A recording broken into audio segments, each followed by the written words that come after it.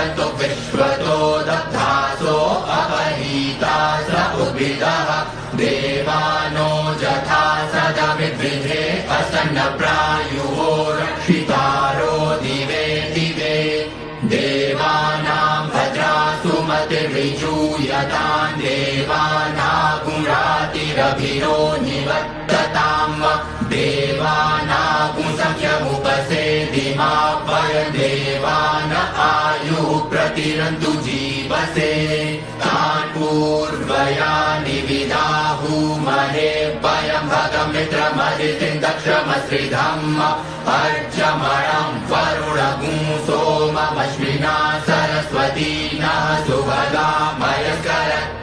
तन्नो वातो मयो भुवातु भेखजन्तन्माता पृथिवी तत्पिता द्यौः